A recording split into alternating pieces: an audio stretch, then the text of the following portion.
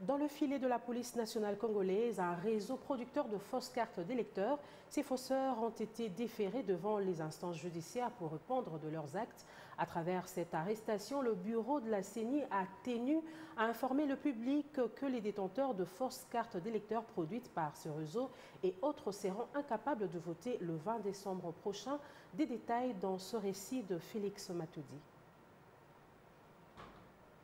À la suite d'une plainte introduite par la Commission électorale nationale indépendante, la police nationale congolaise a mis la main sur 4 individus, dont 3 policiers appartenant à un réseau de producteurs de fausses cartes d'électeurs. Au nombre de personnes arrêtées au sujet du dossier des productions des fausses cartes d'électeurs à l'antenne de la CENI, commune de la Gombe, figure le nommé Papi Nyatimpolo qui exerçait en tant qu'agent temporaire de la centrale électorale. Cet agent avait pour complice 3 policiers, le brigadier chef Nzuzi Kinzunga Joli, Séraphin Mwanda Mwangala et Gloire Mbala Louyeye. Papi Nyatimpolo, informaticien de son état, a réussi à mettre en place un réseau de faussaires qui passaient par ses soins pour parvenir à leur fin. Il en produisait autant que possible à sa résidence 6-30 avenue Kimpemba, quartier 3, dans la commune d'Njili. Dans leur mode opératoire, les 3 individus s'est présenté comme les 3 policiers si haut nommés, interpellés au même moment que Papi Nyati Polo agissait en tant qu'intermédiaire chargé de trouver des demandeurs de nouvelles cartes d'électeurs ou des duplicata. Une fois arrivés sur place, pour soit solliciter un duplicata des cartes d'électeurs, soit des personnes non enrôlées lors de l'opération d'identification et d'enrôlement des électeurs, souhaitant en obtenir une, les policiers précités prenaient en charge la requête du demandeur.